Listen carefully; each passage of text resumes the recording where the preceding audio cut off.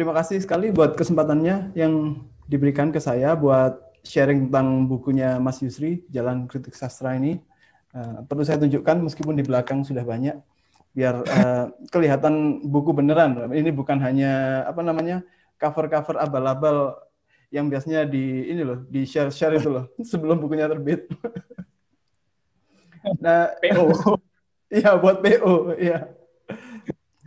Ya, terima kasih juga buat pada Mas Yusri yang memberi saya kehormatan buat membaca buku ini dan berbicara tentang buku ini. Ini buku yang menurut saya sangat sangat menantang. Bukan, saya tidak akan menggunakan kata menarik. Biasanya kata menarik itu digunakan orang ketika tidak ada kata lain yang bisa menjelaskan sesuatu. Dan kalau dalam bahasa Inggris itu kan ya orang ngomong interesting, itu biasanya tidak menarik atau ya daripada nggak ngomong sama sekali begitulah. Jadi kalau buat saya buku ini menantang, bukan menarik tapi menantang. Dan juga bukan mendorong ya. Menantang. Kenapa menantang? Nanti saya akan bahas lebih lanjut kenapa dia ini menantang. Tapi yang ingin saya awali adalah bahwa banyak orang yang mengatakan bahwa kritik sastra di Indonesia itu mati. Atau banyak yang mengeluhkan tentang kurangnya kritik sastra di Indonesia. Padahal kalau kita lihat di kenyataan ya, kritik sastra itu ada di banyak tempat, mulai dari di kampus dalam bentuk skripsi yang paling kelihatan ya. Terus di tiap mata kuliah ada tugas-tugas begitu. Dan kalau kita lebih tinggi lagi di yang namanya portal Garuda itu, portalnya artikel-artikel jurnal itu banyak sekali kita temukan di sana kritik sastra. Tapi orang mungkin lebih mengenalnya sebagai penelitian sastra. Ya. Bagi saya dan saya pikir bagi Mas Yusri atau kawan-kawan yang lain, kritik sastra atau penelitian sastra itu pada intinya sama, yaitu usaha untuk memahami atau mengkritisi karya sastra dengan objek tertentu, terus memiliki sistematika tertentu dan menjalankannya secara acak begitu ya. Jadi pada intinya semuanya adalah kritik sastra. Cuma memang bentuknya berbeda-beda. Nah, dari buku ini yang ingin saya komentari adalah bahwa sebenarnya yang terjadi saat ini adalah kritik sastra di Indonesia itu ada, tapi sebagian besar dari kritik sastra yang ada ini berinteraksi dengan audiens yang terbatas. Dan buku ini bagi saya menunjukkan kritik sastra yang berinteraksi dengan audiens yang luas, tidak hanya audiens yang terbatas tadi, yaitu audiens akademik, tapi juga audiens luas, bahkan penulisnya atau publik secara umum yang suka menikmati karya sastra. Jadi itu. Dan yang namanya kita bicara tentang karya sastra itu kan bukan hanya karya yang karya yang perlu dipelajari saja, tapi juga perlu dinikmati. Nah, seringkali ketika kita berhubungan dengan dunia akademik, yang dilakukan akademisi itu adalah memahami karya sastra sebagai sesuatu yang patut dipelajari. Sementara kalau di luar, di audiens selain akademisi, karya sastra itu adalah karya yang dinikmati, dihayati, dan dijadikan bagian dari kehidupan. Lagi-lagi saya sampaikan sebagai argumen awal saya bahwa buku Jalan Kritik Sastra ini adalah menunjukkan interaksi antara pekerjaan kritik itu dengan audiens yang tidak hanya akademisi, tapi juga audiens penikmat sastra secara umum. Itu sumbangan utamanya. Nah, untuk ini ada 3 hal yang ingin saya soroti untuk mendukung tadi itu. Yang pertama adalah tentang cakupannya buku kritik ini, dan terus yang kedua adalah kedekatannya dengan audiens sastrawannya, dan yang ketiga adalah bahwa dia sebenarnya juga mau tidak mau harus kita anggap sebagai pengingat buat audiens akademik tadi, audiens yang terbatas tadi. Itu 3 hal yang akan saya sampaikan.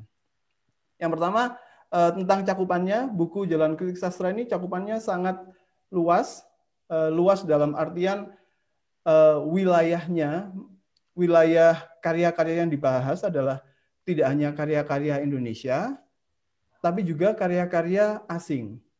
Mas Yusri sendiri dosen sastra Inggris ya, jadi aksesnya ke karya dalam bahasa asing, khususnya bahasa Inggris, tidak ada masalah, dan dalam bahasa Indonesia tentu saja tidak ada masalah, karena beliau ini kan native speaker of Japanese sama bahasa Indonesia ya, jadi mestinya tidak ada masalah begitu. Dan selain karya-karya yang dibahas tadi, mulai karya dari F. Aziz Manna yang ada di Jawa Timur, sampai karyanya Arundhati Roy dari India, ada di sana. Dari karya-karya penulis Amerika juga disinggung di sana, seperti Henry James dan lain-lain. Dan juga karya penulis dari Korea kayaknya tidak dibahas ya di sini. Ada kalau nggak salah dari Han Kang sempat disinggung. Atau mungkin saya jumbuh dengan satu buku lainnya Mas Yusri yang kemarin Tamu Kota Seoul itu. Tapi intinya secara cakupan sangat luas karya-karya sastra yang dibahas. Terus ada puisi, ada prosa, dan bahkan drama. Dramanya Akhudiat dibahas di sini. Dan tidak hanya drama yang realis ya. Akhudiat ini kan dramanya dikatakan absurdis dan banyak dikritik karena itu, karena sulit dipahami itu, dan itu dibahas juga di sini. Jadi luas secara subjek yang dikaji. Terus secara pendekatan kita bisa melihat banyak di sini, dari judulnya saja kelihatan aplikasi teori postkolonial sampai ekokritik. Jadi ada mengkritisi dari pendekatan postkolonial, melihat sebuah bangsa sebagai entitas yang telah mengalami kolonialisasi, dan juga ada juga pendekatan secara ekokritik. Ekokritik pendekatan dari ekologi dan kritik terhadap eksploitasi alam gitu. Dan di tengah-tengahnya banyak kita lihat berbagai macam pendekatan lainnya. Misalnya yang sangat kurang lazim ya, bisa dibilang sangat kurang lazim, yaitu gastrokritikisme yang mengkritisi representasi makanan atau bisa dibilang agensi makanan dalam karya sastra.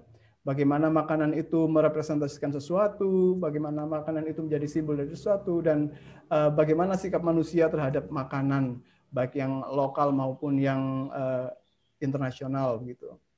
Jadi itu tampak di sini. Dan tentu saja ini menunjukkan bahwa penulis ini tidak segan-segan dalam melakukan kritik, tidak melakukan kritik atas karya-karya yang sudah dianggap kanon, seperti karya-karya dari penulis yang sekarang diketahui memenangkan Nobel atau memenangkan Pulitzer dan lain sebagainya. Tapi juga karya dari penulis-penulis yang memiliki nilai dan banyak yang bisa digali darinya, meskipun penulis ini bisa dibilang masih muda atau dan juga bukan penulis yang terkenal di mancanegara begitu. Dan itu bisa kita temukan di sini. Dan hal ini menunjukkan ke kita bahwa ya cakupan penulisnya itu luas dan tidak mengenal batasan yang sifatnya disiplin begitu loh. Bukan hanya khusus ke satu pendekatan, entah itu pendekatan postkolonial saja, tapi berbagai macam pendekatan. Itu yang pertama. Dan yang kedua adalah adanya usaha untuk merangkul audiens di luar audiens akademik. Mas Yusri ini kan dosen ya, dosen, dan namanya dosen ya punya kewajiban melakukan penelitian, menerbitkan tulisan, terus menerbitkan di jurnal dengan metodologi penyampaian tertentu. Tapi di sini karya kritik yang disampaikan ini bentuknya lebih mendekati essay dalam artian konvensional ya, disampaikan dengan bahasa yang antara populer dan akademis.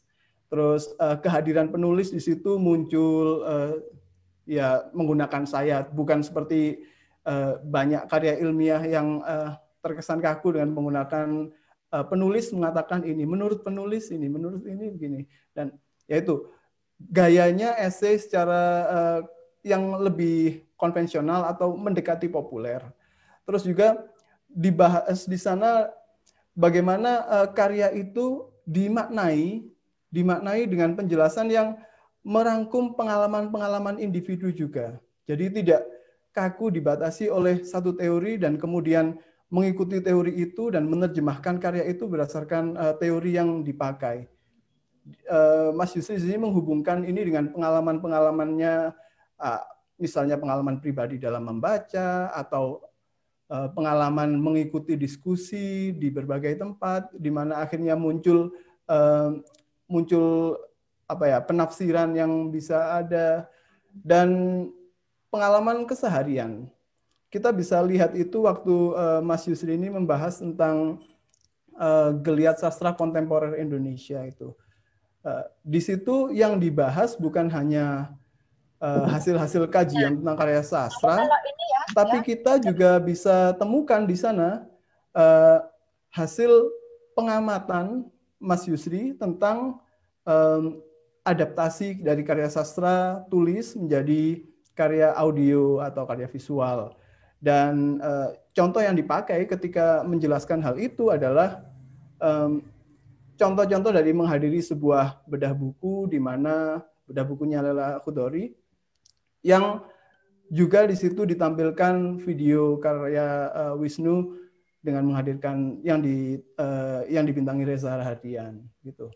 Dan apresiasi terhadap karya sastra seperti ini tidak bisa dipungkiri lebih mendekati kepada penulis sebagai pencipta karya dan audiens secara umum yang ingin memahami karya sastra itu lebih dalam. Saya ingatkan lagi bahwa karya sastra ini kan betapapun adiluhungnya ya, terkadang adalah tetap karya yang dibuat untuk dinikmati orang.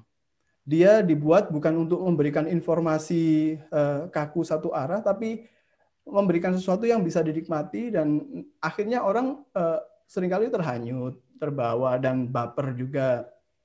Padahal setelah itu mereka biasanya bertanya-tanya, kira-kira maksudnya ini apa sih? Kira-kira ketika karakter tadi memilih melakukan ini, apa maksudnya? Signifikansinya apa? Dan itu yang dicoba jelaskan oleh Mas Yusri dalam kritik sastranya. Jadi kritik dalam artian membuka pemahaman lebih luas. Dan teori di sini digunakan untuk menajamkan interpretasi kita terhadap bagian-bagian karya sastra tertentu. Nah, itu yang seringkali hilang dari kritik sastra yang muncul dalam bentuk tulisan-tulisan seperti di jurnal yang bisa dibilang kaku lah, ada pendahuluan, terus metodologi, dan kemudian temuan dan interpretasi hasil begitu. Seringkali penulisan dengan metode yang umumnya dipakai di jurnal itu, dampaknya adalah kita melihat karya sastra itu sebagai sebuah objek yang diteliti dan disajikan secara kering kepada pembaca. Dan saya belum pernah menemukan penulis yang menikmati membaca artikel jurnal gitu untuk mungkin mendapatkan pemahaman lebih lanjut. Yang membaca artikel jurnal ya biasanya dosen-dosen sendiri ya, yang kadang-kadang perlu untuk dikutip, atau mahasiswa yang perlu untuk mengutip dan kemudian dijadikan bahan gitu. Jadi dengan menyajikan kritiknya ini dalam bentuk esai, dalam bentuk yang lebih luas begini, penikmatan itu lebih luas, penikmatan akan karya kritik ini lebih luas. Makanya tidak heran kalau banyak dari tulisan ini yang terbitnya bukan di media akademis, tapi juga misalnya di diskusi sastra pesantren atau di portal online begitu ya, seperti di Basa Basi misalnya. dan majalah Basis juga ada ternyata ya. Jadi itu adanya usaha untuk menyajikan hasil kritik ini dalam bentuk yang lebih populer dan engaging penulis dan pembaca secara umum, bukan hanya bagian akademisi gitu. Itu hal kedua yang saya lihat. Mungkin sebelum sampai ke hal ketiga, saya perlu konfirmasi lah sebenarnya, bahwa kritik sastra itu kan usaha untuk memahami karya sastra dengan subjek yang jelas, terus pendekatan yang jelas begitu ya, dan langkah-langkah yang jelas. Nah, biasanya hasil kritik sastra ini bisa disampaikan dalam berbagai hal. Kalau di kampus, mahasiswa diharuskan menyampaikan itu dalam bentuk skripsi ya, yang ada pendahuluan, terus kajian pustaka, metodologi, dan hasil itu. Terus kalau di lingkup populer, kita bisa menyajikannya dalam bentuk esai seperti yang di Terakota gitu misalnya, atau di Basa-basi dan lain sebagainya. Nah, dan banyak lagi caranya ya pastinya. Yang dipilih Mas Yusri adalah cara yang kedua tadi, yang lebih merangkul orang-orang di luar wilayah akademik.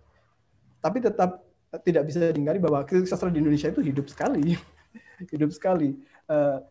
Cuman hidupnya di wilayah yang berbeda gitu. Terus yang ketiga adalah saya tadi menyampaikan bahwa buku ini layak menjadi reminder buat saya ya pribadi sebagai dosen, ini terus menantang saya untuk ada banyak cara untuk melakukan kritik dan ada banyak cara untuk menyajikan kritik yang kita buat itu. Dan jurnal bukan satu-satunya cara tentu saja. Dan bahkan lebih menarik kalau kita menyajikan hasil kritik kita, hasil penelitian kita tentang karya sastra itu untuk dibaca ke audiens yang lebih luas. Sehingga kalau yang kita lakukan dengan kritik itu adalah untuk memberikan pemahaman lebih lanjut atau mengusahakan pemahaman lebih jauh, itu akan sampai kepada audiensnya yang tepat, yaitu pembaca karya sastra. Dan kalau kritik itu kita perlakukan sebagai